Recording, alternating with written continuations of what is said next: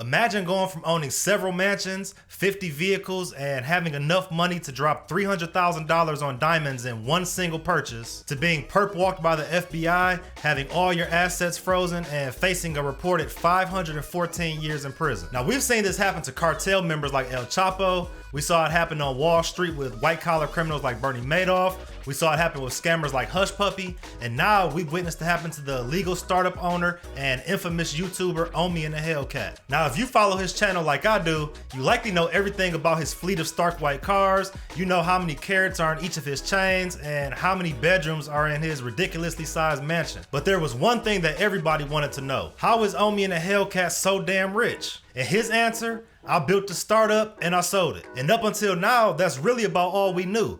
We knew it had something to do with streaming, and by the way he avoided the question, we knew that it was probably, well, illegal. And as it turns out, we were right. It was illegal. Extremely profitable, but very illegal. Don't get me wrong here. Omi and the Hellcat is personable, he's intelligent, and entertaining enough to amass over 800,000 subscribers on YouTube. He's motivating and inspiring. He's a man of the people, giving out cars to his subscribers and his family, and giving the rest of us a rags to riches story that filled us with confidence that if he could do it, then we could do it too. But according to the law, he's also a criminal. Because under all of the nice cars, the good deeds, and the motivational YouTube videos was an illegal startup. And if there's two things we know about illegal startups, they grow too fast, and that fast growth always gets the attention of the authorities. In this video, we're gonna look at Omi and the Hellcat, his history, the launch of GearsTV, his come up, and his ultimate downfall. So if you're ready to go, skip to the front of the line, get to the front row and strap in, because this story is one hell of a roller coaster. Let's get it.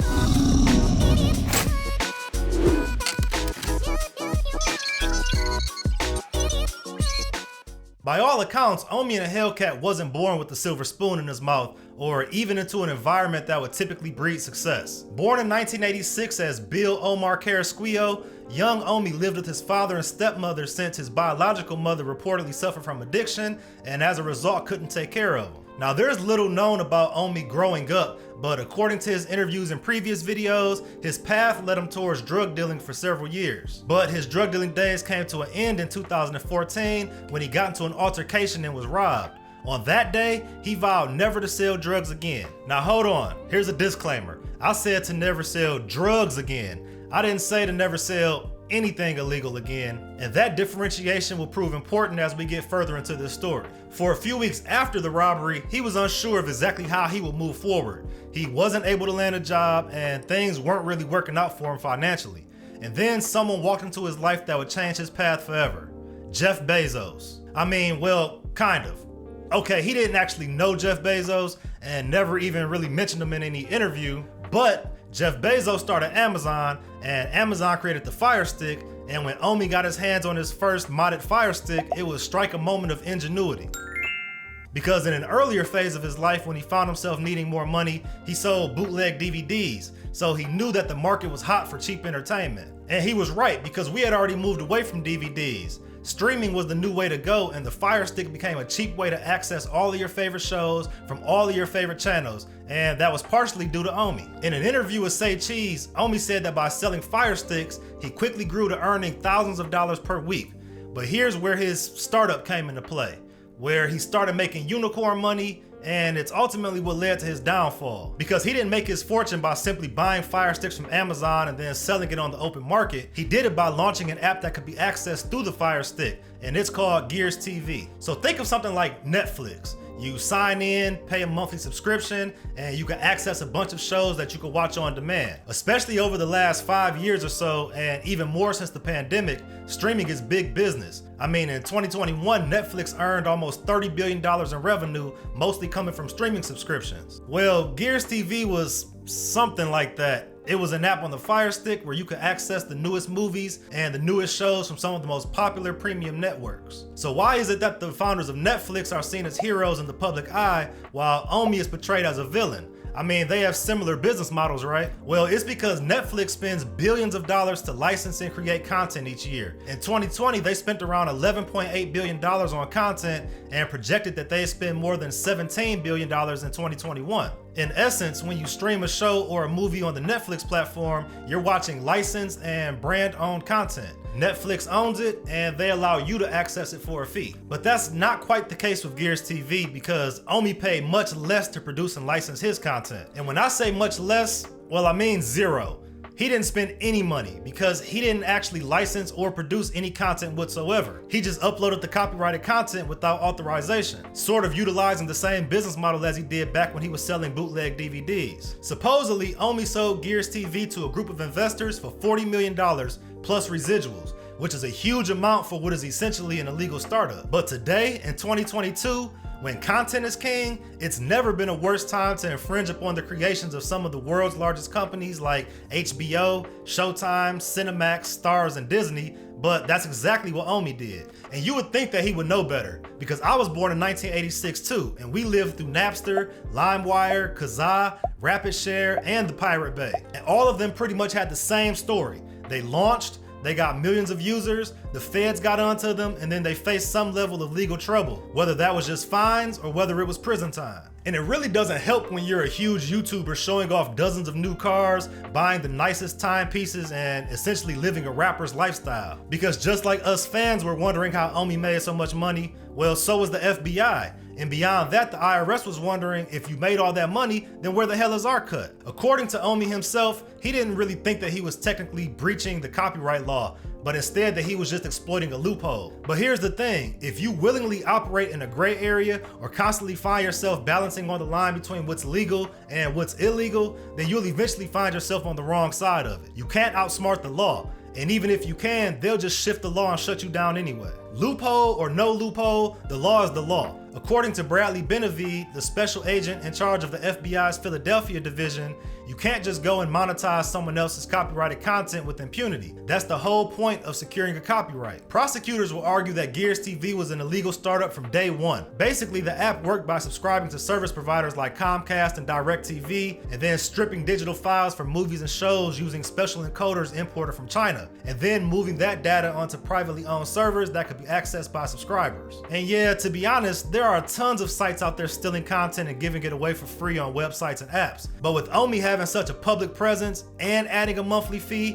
and then of course not paying taxes, it was really a recipe for disaster. So what happens next here? I'm sure that you could guess it because you've seen it played out so many times by pretty much every single person who did something illegal to make millions and millions of dollars. His mansion was raided by federal agents. But before I tell you how the raid played out, if you want more tips, tutorials, and stories to help you grow your startup exponentially, make sure you like, subscribe, and ring the notification bell so you don't miss any of our updates. Okay, so back to the raid. The feds took all 57 of his cars, Lamborghinis, Porsches, Bentleys, McLarens. They took more than 4 dozen homes that he purchased around Philadelphia. They seized TVs, cameras, and computers and froze all of his accounts. It's really hard to say how much of his $50 million net worth came from the GearsTV app, since he also owns real estate, a restaurant, and several other businesses. But in the eye of the law, if even 1% of your income comes from illegal means, then it's all up for grabs. Having said that, according to authorities, the only real income he had before GearsTV was around $550 per year that he made in advertising royalties from his YouTube channel. And just like that, his fortune was gone. He was subsequently released on a $50,000 bond, and while awaiting his trial, he posted several new videos explaining the situation. Except in these videos, he was no longer flaunting wealth like he did before. He was now speaking on just how bad things had gotten. In one video, he said, "A friend had to lend me a phone because I didn't have a phone. They seized millions of dollars out of all of my accounts. They took all the cash I had laying around. They took all my jewelry, my kids' things, they took Xboxes, they took computers, laptops, cell phones. They didn't even leave the drones." And that leads us to today. While Omi assured fans that he would only face a couple years in jail, well, that didn't really turn out to be the case. If convicted, he faces more like a couple hundred years, 514 years to be exact according to the reports. Yes, a half millennium for what is essentially just copyright infringement. And since he's already admitted on several occasions to being the founder behind the illegal startup, it didn't take long for him to drop the innocent act and began seeking atonement for his actions. Now maybe this change of heart is genuine, or maybe it's just so that the judge will show some sort of leniency during sentencing. I really don't know. But honestly, I can appreciate a person who owns up to their mistakes. In a recent video, he said something that maybe we all can learn from. He said, "Ignorance is no excuse. It's about accepting responsibility. To me, it's narcissistic behavior, the that I do. I'm always the victim. America is against me.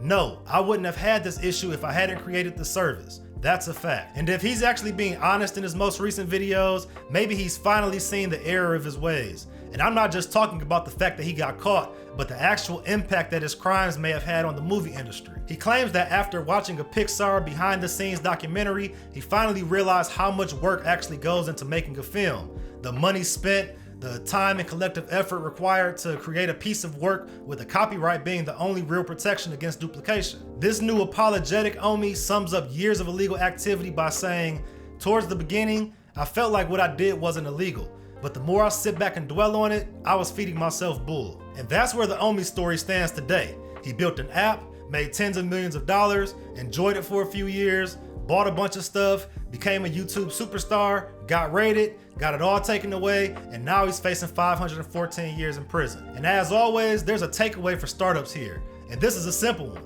Get a lawyer. Don't assume that what you're doing is legal. Don't assume that you're not crossing some line. And if you know for sure that you're operating in a gray area, well, just know that that gray area only exists until someone challenges it. I'll continue to update you on the Omi situation as it plays out in court, but his journey really reminds me of an even crazier entrepreneur story. The one where Elizabeth Holmes tricked investors out of almost $1 billion with her startup Theranos. And if you haven't heard of that one, that's an illegal startup that'll absolutely blow your mind. And you can find that story right here. We'll see you next week with another video to help you grow your startup exponentially. Until then, take care and keep creating amazing shit.